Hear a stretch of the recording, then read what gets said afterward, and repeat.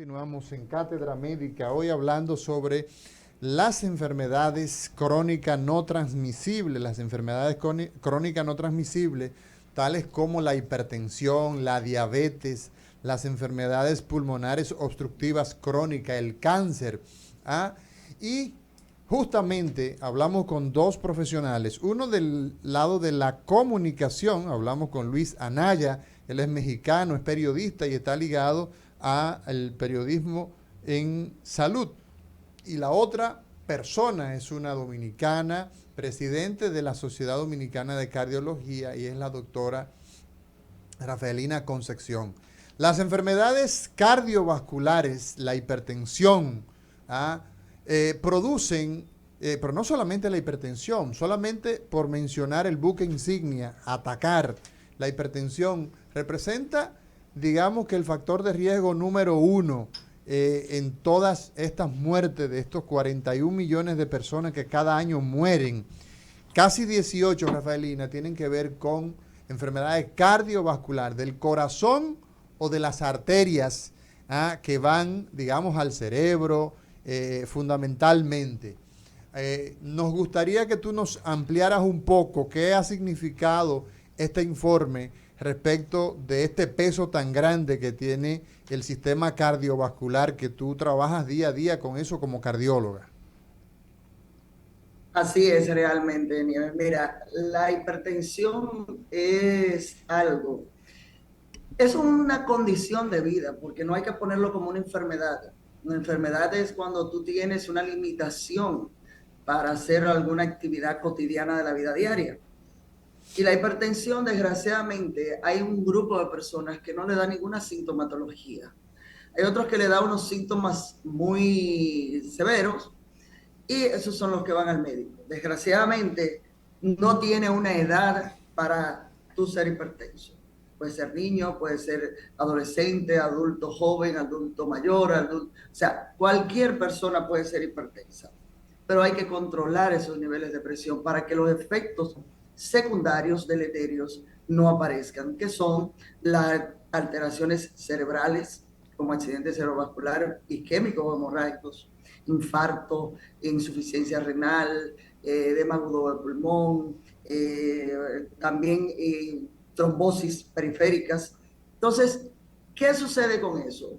Los medicamentos para control de la presión son muy costosos. ¿Por qué? Porque la mayoría de los pacientes no son única y exclusivamente hipertensos. Estamos hablando que la población mundial tiene aproximadamente como unos 1.200 millones de hipertensos. Y estos aumentaron cuando en el 2017 las guías estadounidenses bajaron el nivel de hipertensión. O sea, que antes tú tenías 140/89, tú no eres 90, tú no eres hipertenso. Ahora con 130/80 ya tú estás en prehipertensión. Entonces, todo esto, pero no obstante a eso, en ese grupo, en ese número, tenemos un grupo de diabéticos que este grupo de gente anda aproximadamente, tenemos una población muy alta de diabetes que anda por encima de los 500, 600 millones de diabéticos.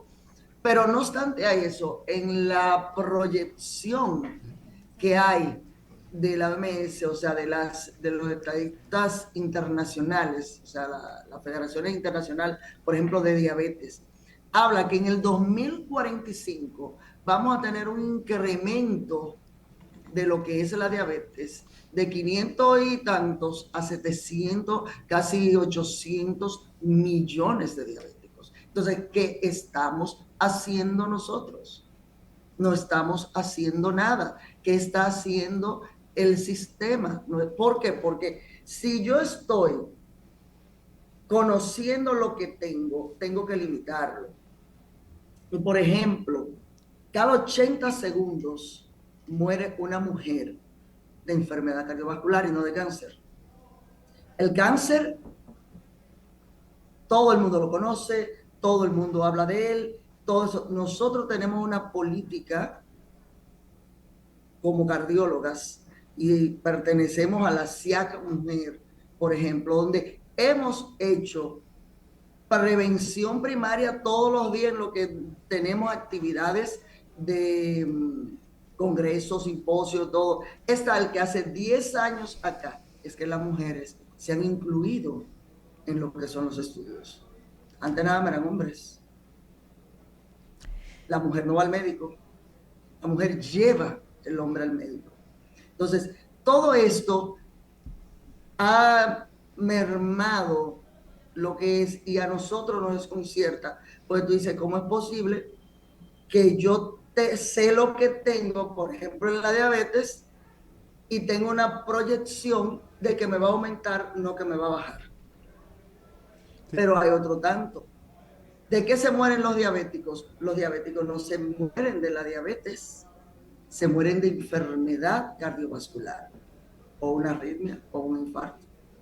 O sea, no, la diabetes no los mata, se mueren de eso. Entonces, ¿qué estamos haciendo nosotros? Lo que hay que hacer es una política de prevención. Bien, Rafaelina, hay un tema que es bastante interesante, y es que 17 millones de personas fallecen antes de los 70 años, de manera que si la expectativa de vida en el mundo ronda los 70 años, 72 años, varía de regiones y esto, estamos hablando de que estas enfermedades crónicas como la hipertensión, como la diabetes, como el cáncer, como las enfermedades pulmonares obstructivas crónicas, están pues acabando con la vida de personas de manera prematura. Tenemos un aumento de lo que es los años de vida, 76, 78 años. Sí. En México igual, también 76, 78 años. Hello, buen día. Eso sí. que nos... Un segundito, por favor. Un segundito. Sí. Adelante. Eso que nos hace tener más enfermos. Buenos días. Eso nos hace tener más enfermos. Buenos días. Parece que tenemos... Perdón, Rafaelina. Tenemos una persona que quiere participar del público. Vamos a darle la oportunidad. Disculpa. Adelante. Ok. Mi amor, yo quiero hacer una pregunta. Sí. Yo fui a buscar visa con mi esposo. ¿Perdón? Fui a buscar visa con mi esposo hace como 5 años. No, pero ¿y qué tiene eso que ver con el tema? Por Dios, pero la gente está como... Discúlpanos, Rafaelina. Mira, sí, entonces... Mira, sí. Lo que te decía, o sea, el tener un promedio de edad mayor ahora nos va a dar tener más enfermedad. Lo que nosotros y lo que debemos proclamar es conocernos nosotros. Los jóvenes no van al médico porque no se enferman, porque no están enfermos. Entonces, nosotros estamos aquí en este panel ahora y hay una pregunta que podemos lanzar en el aire o el que esté tal vez conectado, que es, conoce tus números.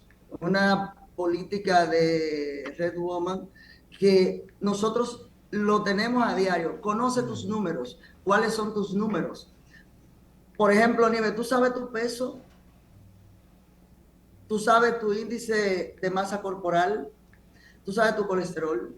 ¿Tú sabes qué niveles de presión tú manejas? ¿Tú sabes qué glucemia tú manejas? ¿Tú sabes qué frecuencia cardíaca tú manejas? Cuando conocemos todo esto, entonces ahí tú dices, me subió la presión a 130/80, estoy hipertenso porque mi presión es 160 y después que pasa de 20 milímetros de mercurio que sube, ya tú estás hipertenso. Entonces, no conocemos esa parte. Hay gente que nunca se ha hecho un análisis, que nunca se ha hecho un chequeo médico, no sabe si tiene un cáncer. Cuando llega, ya tiene un cáncer. Yo he visto mujeres que vienen a chequearse aquí y cuando le palpo la barriga tienen, digo, ¿usted está embarazada, doña? No. Y esta masa que hay aquí en el abdomen, un útero del tamaño de un producto de 30 semanas. Entonces tú dices, no se puso la mano nunca, no se palpó nunca o no le hizo caso. Nosotros no tenemos cultura de ir a médicos. En ese mismo orden, doctora Rafelina Concepción, y ya decía Luis Anaya de que el único factor que tenemos para poder cambiar la realidad que estamos viviendo está en basar todo en la prevención. Pero también usted mencionaba y decía, la gente va al doctor cuando tiene algún síntoma. ¿Cómo podemos nosotros cambiar esta cultura de ir en busca de una medicina curativa por una medicina que sea preventiva? ¿Por dónde iniciar para cambiar ese enfoque que tiene la gente? Me gustaría escuchar su opinión, Rafelina, como profesional de la salud, y también la opinión de Luis Anaya como un profesional de la comunicación que también trabaja en esta área de la salud. Mira, tú sabes que para nosotros, ¿qué tú haces para anunciar este panel? ¿Qué tú hiciste? Bueno, se envía la comunicación al grupo de producción de aquí de la emisora para que todo el mundo sepa de qué se va a hablar. También se anuncia previamente aquí a la audiencia para que la gente sepa de qué se va a hablar. Exactamente. Entonces, eso es lo que tenemos que hacer. El ministerio ser vocero de que se cuide la gente, que vaya al médico, que se chequee, que conozca esos números que yo estoy dando. Desde niños, desde la niñez, desde el primer año, empezar a tener una política de salud adecuada con las dietas, con los ejercicios, con el peso. Entonces, cuando le hacemos la loncherita a los niños, no ponerle un caramelo, no le ponen una fruta, le ponen un pan con mucho queso, con catsup, con mayonesa, con todas esas cosas, pero no le ponen una fruta. Un jugo que voy y compro, no lo hago natural tampoco. Y si lo hago natural, le agrego azúcar. Entonces, que en las escuelas se dé ese conocimiento de lo que es una dieta adecuada y balanceada. Yo a mis pacientes les digo, yo no creo en dieta, porque las dietas las hacemos 2 meses, rebajamos 3 meses porque tenemos un objetivo de ponernos en diciembre un vestido que no me cierra, pero voy a rebajar para ponerme el vestido. Bajé de peso y ya, dejé la dieta porque me cansé de eso. Entonces es hacer un cambio de estilo de vida, es lo que debemos hacer. Pero eso debe empezar desde la niñez, no después de adulto. Ya adultos estamos enfermos. En adultos estamos enfermos. Y si no lo estamos, ve al médico. Nosotros no tenemos la idea de ir al médico porque eso es una inversión inadecuada. Eso es un gasto. A nosotros los médicos nos tildan de ladrones, de que no hacemos nada. O sea, y yo voy a ir al médico a gastar ese dinero si yo no tengo nada, yo no me siento nada. O yo voy al médico, ahorita me encuentran 1000 cosas. Pero si te encuentran, entonces vamos a ver. La Doctora, gente no le hace caso a un dolor de cabeza, a nada. Pero sí hay que hacer una política pública desde la niñez. doctora, Que vayamos subiendo. doctora Rafelina Concepción, doctor Roberto Lafontaine de este lado. O sea, Lafontaine, sí. O sea, usted me está diciendo, usted está transmitiendo la idea siguiente. El informe señala muy claro que el problema básicamente está en los países pobres y aquí en América Latina. ¿Cierto? Y Sí. que en los países desarrollados esta problemática está muy minimizada. Entonces, la diferencia es que mientras en los países de Europa tienen estas líneas que usted muy bien ha señalado, estas políticas muy bien definidas, muy dicho, y aquí en América Latina no. Ese es el problema que usted está mencionando.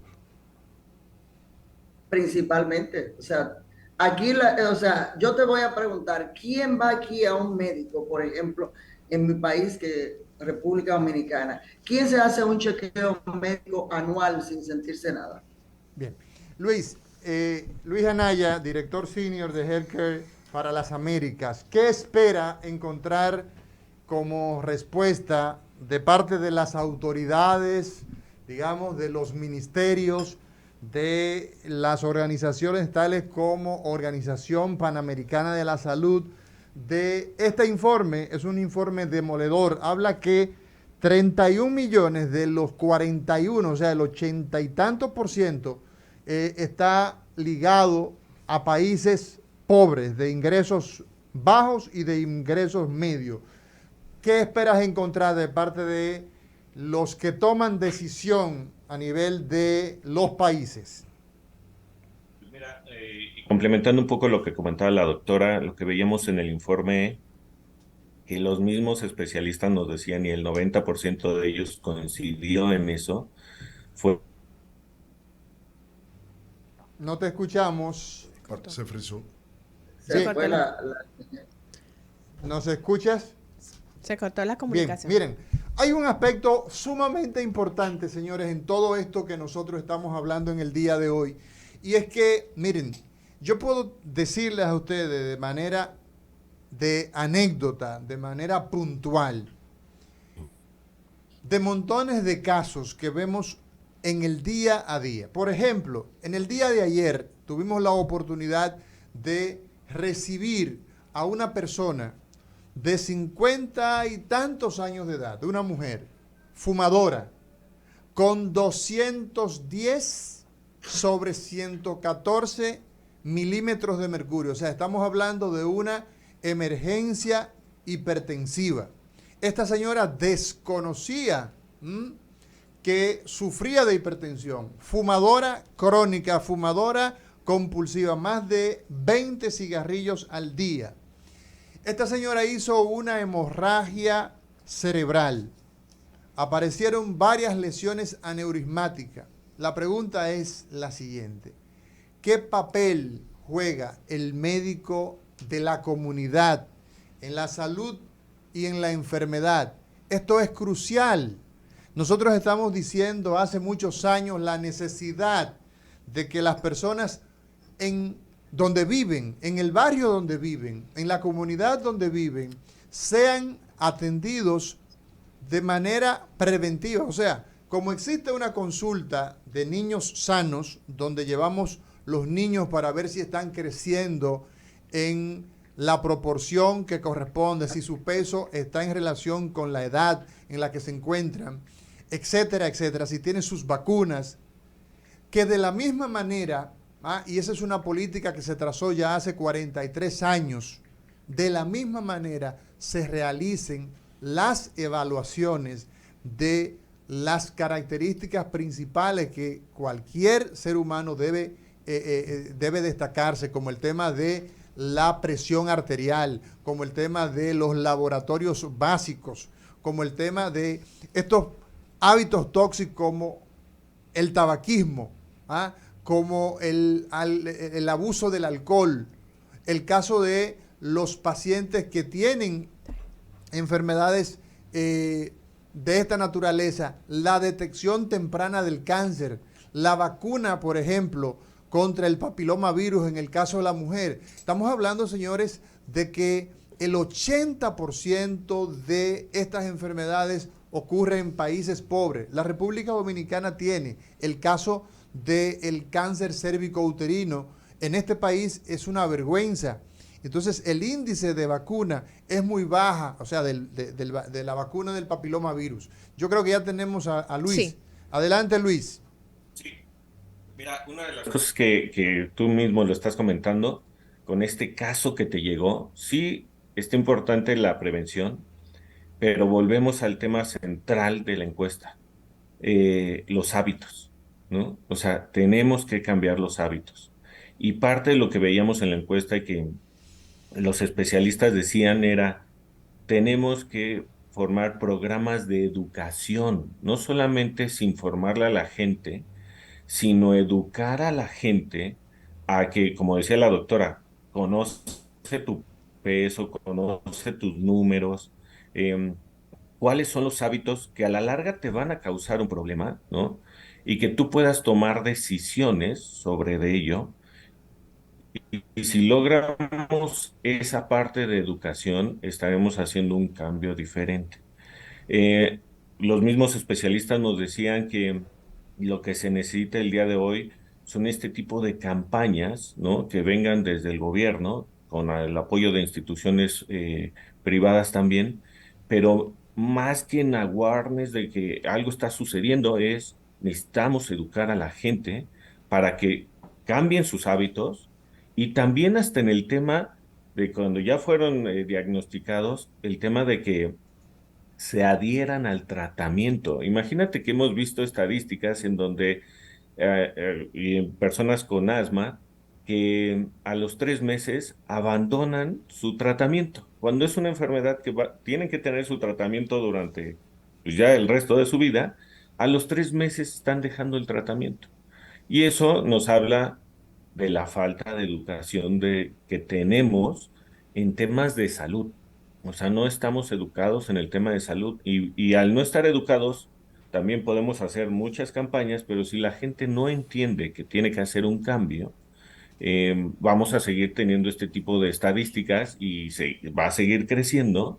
Y es ahí donde creemos que esperaríamos que las instituciones ayudaran en ese sentido. Creemos que esa es la oportunidad de lograr educar a la gente en temas de salud para que también entiendan su enfermedad, porque a veces creo que ni siquiera le entendemos lo que nos está pasando y creemos que pues, puedo abandonar el tratamiento, pero si entiendo que con un tratamiento adecuado, oportuno, puedo tener una mejor calidad de vida, puedo cambiar el destino que puedo llegar a tener y aún diagnosticado a tiempo, como en los temas del cáncer, lograr más tiempo de vida, que imagínate un solo día de vida, pues creo que todos quisiéramos cuando es una enfermedad como esta, ¿no? Entonces creemos que la gran oportunidad está en el tema de educación. Sí, Luis, tú hablaste de la Organización Mundial de la Salud, Organización Panamericana de la Salud. Ellos mismos dicen que la base de toda esta situación está en la situación de desigualdad que hay entre países y en el interior de los mismos países. A esto tú le puedes agregar la inequidad. La inequidad es cuando el trato diferenciado que se le puede dar a una persona que es pobre, diferenciado por cuestiones de género, por, ¿qué te digo?, por cuestiones de idioma, por cuestiones de etnia, por todo esto. ¿De acuerdo? Entonces, eso da una manera de relacionarse en la sociedad de donde salen los hábitos. Los hábitos son individuales, pero son construidos socialmente. Entonces, tú me estás diciendo a mí, perdónate la cuestión del tuyo, que yo tuteo mucho, que simplemente educando la situación de México muy parecida a la nuestra, y con campañas de comunicación, tú vas a revertir un problema que año tras año va agregando 1,5 millones de personas. Una batalla que está perdida porque estamos en una pandemia. Y año tras año está agregando 1,5 millones de personas. Entonces, haciendo esto, que por lo que dice la doctora Rafaelina Concepción, esto fue lo que hicieron en Europa y eso, nosotros vamos a revertir el problema. Pues mira, yo creo que sería un inicio, porque hoy ya tenemos un problema. O sea, hoy estamos arrastrando un problema, como decía la doctora, debíamos de haber estado educando desde la infancia, ¿no? Y hoy ya esos niños ya van a tener un problema el día de mañana. Yo creo que sería iniciar con eso. O sea, eso podría ser un cambio. Y como bien lo comentas en países de Europa, donde se ha educado de una manera diferente, pues esto no es el mismo impacto que se tiene. También lo tienen porque al final pues, son enfermedades que están en todo el mundo. Pero creo que se podría empezar a reducir, ¿no? Una, que si cambiamos los hábitos y educamos a la gente, educar va más allá de que conozcan que hay una enfermedad. Educar es de que entiendan su enfermedad, de que entiendan que pueden tener un problema, de que se pueden morir por este problema y que tienen que hacer acciones para lograr tener una calidad de vida lo mejor adecuadamente posible. Bien, Si mira, logramos eso, podremos empezar a hacer un cambio en la población, pero tendrá que venir también desde la infancia, porque la educación viene desde la infancia, es decir, no fumes, ¿no? O sea, no tomes alcohol, porque es algo que te va a causar a ti a la larga un problema. Y eso empezaría a cambiar el rumbo de lo que estamos viendo el día de hoy. pero ese cambio no, yo creo que no se vería en los siguientes 3 años, ¿no? O sea, se vería a largo plazo porque es un cambio de mentalidad de la misma población. Sí. Ujú. Luis, nos tenemos que ir a una pausa. Ahora bien, cuando regresemos, ¿son los gobiernos, son las autoridades oidores sordos? ¿Son los que toman las decisiones? ¿Tienen toda la información a mano? ¿Mm? ¿Tienen todas las herramientas? Sin embargo, no son capaces de trazar, ¿ah?, como una línea, digamos, básica y general. Hay que tomar la presión a todos los pacientes que entran a a un servicio de salud, a un hospital, como una política de Estado. Tú puedes decir, no, pero es que los médicos saben eso. Pero esa es una actividad que perfectamente se puede hacer antes de la visita con el médico. Es necesario, ¿ah?, que nosotros abundemos un poco de esto. De la médica, hoy conversamos sobre los hábitos que cuestan la vida, hábitos que nos llevan a padecer enfermedades y sobre todo enfermedades que no la podemos traspasar, que no la podemos transmitir, las enfermedades crónicas no transmisibles. Más de 41 millones de seres humanos pierden la vida cada año en todo el mundo. ¿A propósito de qué? A propósito de enfermedades cardiovasculares, hipertensión, diabetes, enfermedades como el cáncer, enfermedades pulmonares obstructivas crónicas. Todas ellas suman un total de 41 millones. Y un dato muy relevante es que el 80% o más de esas muertes, 31 millones y tanto de personas, ocurren en países pobres, en países de ingresos bajos e ingresos medios. Antes de irnos a la pausa, decíamos, Luis, que son las autoridades sordos, no les interesa cuál es el problema, que si sabemos que la primera causa de muerte es la enfermedad cardiovascular, identifiquemos entonces esa población, hagamos campañas masivas de identificarlos, porque por lo pronto cuando una persona llega en estas situaciones que yo describía, pues entonces esa persona se diagnostica que tiene aneurismas cerebrales y hay que gastar 1 o 2 millones de pesos en intentar devolverle la vida, pero mientras tanto estamos siendo reactivos. ¿Son oidores sordos? Mira, en ese sentido lo que veíamos es, hace falta mucho por hacer, pero no creo que sean sordos porque al final ellos lo ven, lo escuchan y lo padecen. O sea, porque al final el impacto más fuerte es en los sistemas de salud. O sea, toda esta gente está llegando a los sistemas de salud en donde se está haciendo una carga, no solamente en temas de salud, sino en el tema financiero que impacta. Lo que yo creo es que es un factor o son diferentes factores que afectan y que deberíamos de trabajar en conjunto. Sí, una parte de generar políticas públicas, como decía la doctora, desde la educación primaria, es decir, que los pacientes, o más bien las personas, puedan tener una mejor educación en los hábitos y empezar a legislar en ese sentido, creo que ayudaría mucho. Pero también hay un factor de la persona. O sea, también hay la responsabilidad de la persona. Como tú bien decías, este caso que comentabas, pues si fuma todos los días y si ella no hace conciencia de que no debería de estarlo haciendo, pues al final esos pacientes van a llegar. O sea, aunque Claro. haya campañas. Vamos a ver, Luis, lo que piensa la gente. Ujú. Muy buenos días, Cátedra Médica. Sí, buenos días. Bueno, señores, yo pensé que era con la llamada, honestamente. No, espero estar oportuno todavía, porque Claro, como claro, que no adelante. me volví bien, sí. Bueno, con relación a lo que dice Rafaelina, ciertamente hay personas que tienen la cultura, por la educación de la población, la cultura, que no van a médicos, que no van a asistir, cuando van tarde. Pero también, para eso, que además de que las personas tengan que hacer un chequeo médico anual, preventivamente, el sistema de salud debe de obligarlo, pero también de invitarlo, a través, como usted bien dijo, de los medios de comunicación de las escuelas, para que entiendan que tienen que hacerse a los casi obligatorios como pasa aquí en Norteamérica, que para usted conseguir un trabajo, un examen físico, que para usted ir a la escuela, un examen físico, para todo un físico, donde usted tiene un médico primario que lo va a manejar por ahí. Entonces, hace falta eso, un poquito de fuerza, tanto de la rectoría como del sector privado, a invitar a que la gente se haga su examen físico siempre, señores. Voy ahora con Luis, una pregunta a Luis. Sí. Yo noté que cuando hablo del informe, de dónde se hizo los estudios, cuáles países participaron, a qué personal se le entrevistó, veo que usó una palabra que era como el punto de vista de ellos.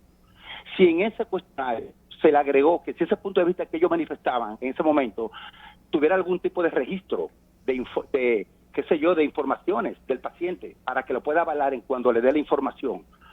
Solamente quiero saber eso. Si fue solamente la opinión del médico o del especialista, o se avalaba en algunos estudios estadísticos también. Gracias, Albert. Adelante, Luis. Sí, mira, es la opinión de ellos porque era lo que vivían todos los días, pero sí está avalado en los estudios que ellos hacen. O sea, ellos, de hecho, los médicos, que eso es lo muy bueno de ellos, siempre que dan una opinión está avalada en cuestión de los estudios, ¿no? O sea, de lo que ellos están viviendo día a día, pero cómo tienen estadísticas que representan lo que están diciendo. Entonces eso era lo que más nos llamaba la atención, más que ellos creyeran que hay que hacer algo, saben lo que está sucediendo, saben cómo está siendo afectada la población y tienen esa data que nos permite darle ese valor a su opinión. Sí, mira, hay un aspecto que hay que sobresaltar en todo esto y es que estas enfermedades crónicas como la hipertensión, como la diabetes, como el cáncer, enfermedades crónicas no transmisibles, como la enfermedad respiratoria obstructiva crónica, son enfermedades que empobrecen a los pueblos. Además de que suceden en países pobres, lo empobrecen más, porque definitivamente estamos hablando de enfermedades que cuando una persona le diagnostican que tiene cáncer, significa que va a consumir unos recursos que ese estado, primero que esa familia no lo tiene.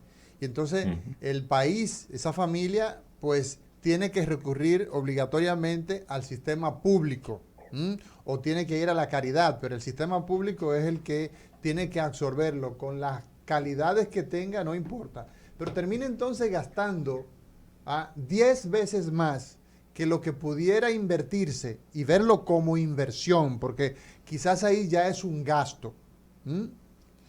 Si medimos el tema de lo que vamos a obtener, entonces tenemos que se produce una inversión. Los resultados que tenemos son inversos a lo que nosotros vamos a obtener. Sin embargo, si nosotros hacemos los aportes en que esa persona identifique su hipertensión, identifique su diabetes, identifique tempranamente, está estreñido, está perdiendo peso.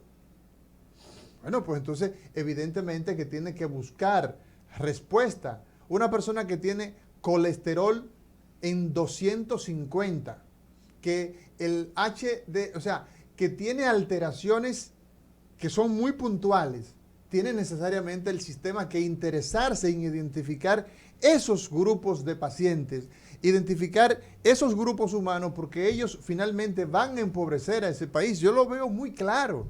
De verdad, las políticas públicas nuestras son excluyentes, no van en auxilio. ¿Cómo nosotros podemos pedirle a una persona que no está alfabetizado, que tiene un grado de escolaridad por el suelo, que no tiene una idea de lo que es la salud? Muchos de nuestros profesionales de la salud, muchos de nuestros estudiantes de medicina no entienden el valor que tiene prevenir la enfermedad, promover estilos de vida saludables. Entonces, imagínense ustedes si nosotros esa idea, que es una idea que debe estar sembrada en todos los sistemas de salud, no lo manejamos lo del área de la salud, las enfermeras, los bioanalistas, no tienen eso claro. Imagínese usted la población. Entonces, realmente hay una gran debilidad de parte de los que toman decisiones, porque lo que estoy diciendo es que esas acciones, la atención primaria aquí, nosotros somos Si la voz se gastara, ya la nuestra hubiese perecido. Nosotros hablamos y hablamos y requete hablamos de la necesidad de que en las comunidades la gente reciba una invitación, se le ponga una cita. La Fontaine, usted le toca venir el día 18 de enero a la consulta de medicina interna o de medicina de familia, y ahí vamos entonces a verificar que usted sigue estando en obesidad, que usted sigue teniendo los problemas de hipertensión, que usted sigue teniendo esto, o que por el contrario, mire, la meta del año pasado era que usted bajara 30 libras y nosotros andamos por 22, o sea que vamos bien. Entonces, mientras esas cosas no se hagan, nosotros vamos a estar igual. Vamos a ver qué dice la gente. Muy buenos días. Sí, buen día. Adelante. Sí, yo tengo una pregunta. Mire, yo soy de esas personas que andan como temerarios. Yo me hago mi estudio anuales y esas cosas. Yo tengo 32 años, mido 6'1". Soy una persona que camino y demás, pero ¿qué sucede? Yo tengo el colesterol en 150 y me cuesta subir de peso. Yo tengo una hermana que es médico y ella con cierta frecuencia me mide la presión. Escuché a la doctora Rafaelina, me parece que es el nombre, mencionar algo de unos números de 130-80. La mayoría de veces mi presión está así, 130-80, y no pasa de ahí. Eso es una presión alta para una persona... Sí, escucha con atención, doctora Rafaelina Concepción. Escuchó la pregunta, ¿no? Eso, sí. Eso es una presión normal, porque cuando yo hablaba de conocer tus números, es conocer lo que tú manejas. Sí. O Él sea, tiene, no es lo mismo él tiene que tú llegues a mi 130, 80. consulta. Exacto, tu presión es 130-80, esa es tu presión normal. Si tú llegas a mi consulta, tal vez yo diga, tienes 130-80, hay que revisar. Tú me dices, no, doctora, yo siempre he tenido esa presión así, porque estás dentro de los rangos normales. La presión normal se valora menor de 140-89. Entonces, tú tienes que tener o saber qué tú manejas, tu glicemia, tu colesterol, como bien tú haces, tomarte, o sea, chequearte todos los años para ver qué está variando en tu organismo, el peso. Entonces, esa es la parte de conocimiento que nosotros queremos. ¿Por qué? Porque esa es la forma de tú saber que en un año que tú te hagas tu batería de análisis, que tienes un colesterol en 250, caramba, pero yo lo tenía el año pasado en 150, algo pasa. Entonces eso es una voz de alerta de que tú tienes que decir, variar que la alimentación, hacer más ejercicio, dejar lo que algo te está subiendo ese colesterol. Sí. Porque el colesterol no sube solito porque subió, a menos que tú tengas ya una parte genética, y eso es otra cosa. Sí. Luis, hay un aspecto que no lo vi de forma, digamos que desagregado, pero sí está contenido en el informe, y es lo relativo al tema de la inversión de lo que se destina a la salud pública de los países en cuestión. ¿Qué valor tú como periodista ligado al tema de salud le confiere? Se resalta en este informe el tema de la inversión en salud, los presupuestos destinados a salud. Sí, mira, ese es un dato muy interesante. Nada más me gustaría complementar un poco el tema de que habló la persona también. Y ahí decíamos el tema de la educación. O sea, si logramos hacer un tema de educación, de que la gente entienda, ahora sí, su salud, conozca su salud, sepa de su salud, eso va a ser un cambio. En el tema de la inversión, ahí es el gran tema, ¿no? ¿Por qué? Porque los países en América Latina, pues la verdad no son como los que más invierten en salud, ¿no? De hecho, veíamos en República Dominicana que es el 3.3% del PIB, ¿no? No. Nosotros andamos por debajo del 2 del Producto Interno Por debajo, Bruto. Ajá, por debajo exacto. del 2. Del 2, imagínate. Sí. O sea, y las recomendaciones, ¿no? De la misma OMS están hablando de casi el doble de lo que tienen el día de hoy. O sea, ese es uno de los temas que también en varios países de América Latina, México entre ellos también, veíamos que el tema de la inversión en salud es muy bajo. por debajo de lo recomendado por la OMS. Entonces, también es algo que se tiene que ver y por eso hablamos desde el punto medular es legislar para lograr una mayor inversión en el sector salud que también impacte esto que estamos hablando el día de hoy. La verdad es que ese es uno de los temas también que consideramos que en América Latina, en promedio, la verdad es que estamos por abajo de lo que se debería de estar destinando de inversión para el sector salud. Luis, hemos hablado de lo que debe hacerse desde el Estado, de las Ujú. políticas públicas que deben ser adoptadas por las autoridades de salud, pero ¿cómo puede aportar el sector privado a esta problemática, a poder ayudar a que se encuentren soluciones para disminuir el tema de estas enfermedades no transmisibles que están cobrando tantas vidas?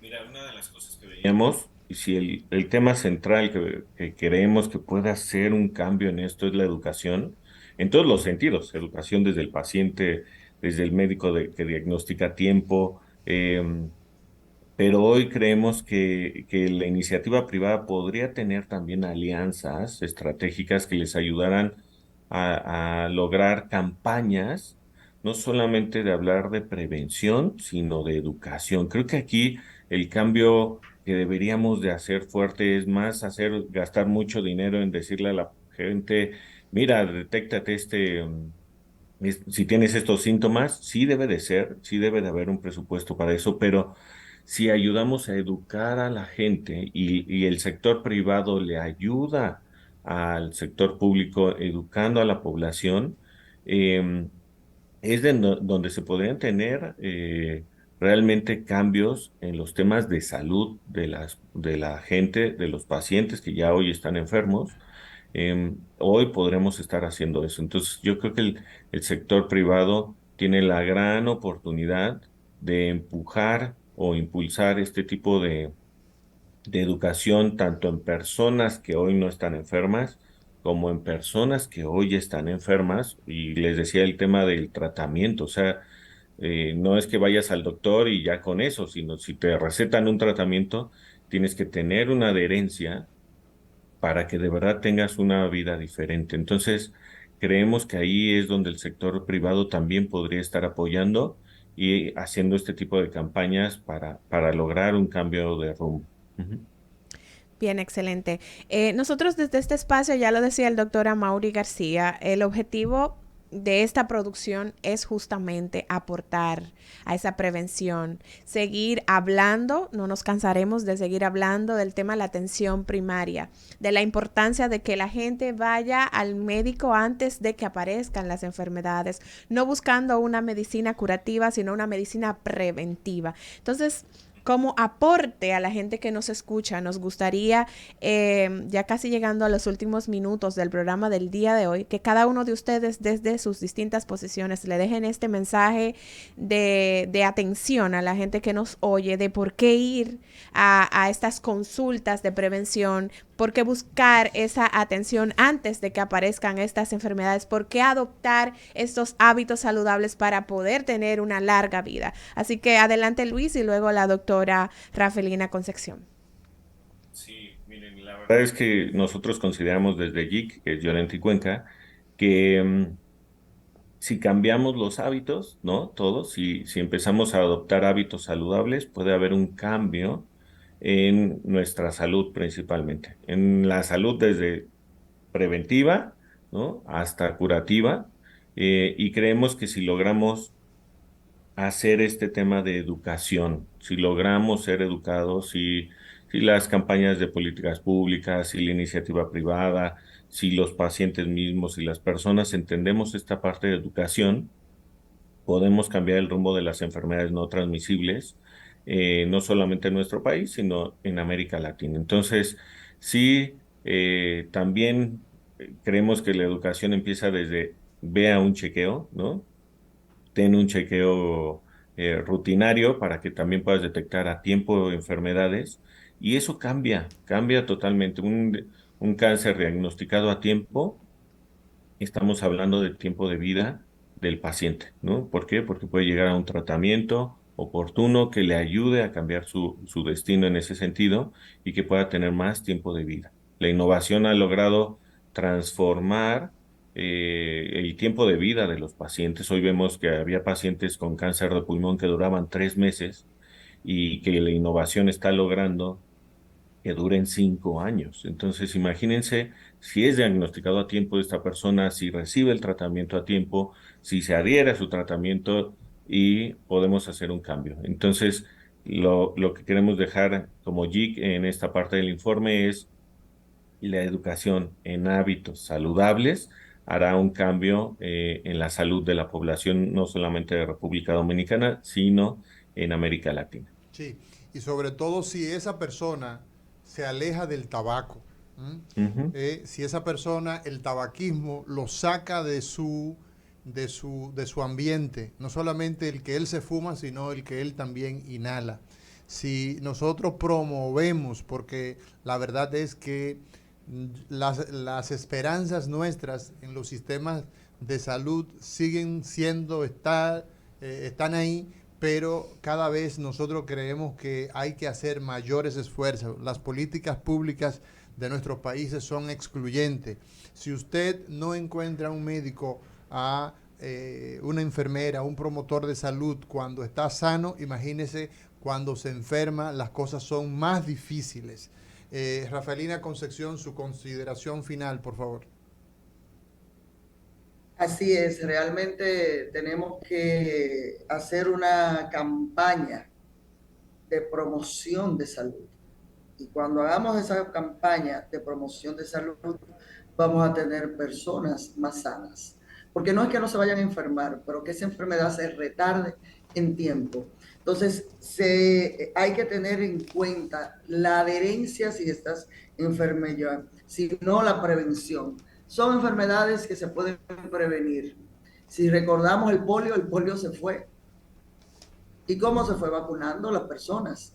Entonces, se llevaban los niños cuando nacen y se vacunan. Entonces, ¿por qué no seguir esa parte y no dejar ese adolescente que cuando está con 16, 17 años no es de nadie? Porque ya no está enfermo, ya no tiene nada. Entonces, la educación es lo primordial. Un país, un pueblo sin educación no va a llegar a ningún sitio. Bueno. Entonces, lo primero es educar para poder prevenir y poder adherirse. Bueno, agradecerle tanto a Rafaelina Concepción, quien ha participado de este informe, y a Luis Anaya desde México por estar con nosotros compartiendo y comentando los resultados de este informe. Hábitos que matan, hábitos que acaban con la vida de los seres humanos, como las enfermedades crónicas no transmisibles son más demoledoras, son más grande su incidencia en los países pobres y sobre todo en la gente que tiene menos acceso. Nosotros aspiramos a agradecerles de manera muy sincera porque hayan estado con nosotros. Gracias a ambos. Y de parte de nosotros, pues, aspiramos a que las personas inviertan más en su salud, se preocupen más en cuidarse. Vemos mucha gente en bicicleta, haciendo ejercicios en los parques. Claro que sí, pero necesitamos que las autoridades sean más coherentes con la realidad que tenemos. Si decimos que tenemos un 30% de hipertensos, si decimos que tenemos entre diabéticos y prediabéticos alrededor de un 20, un 22%, pues tenemos que ir en esa dirección.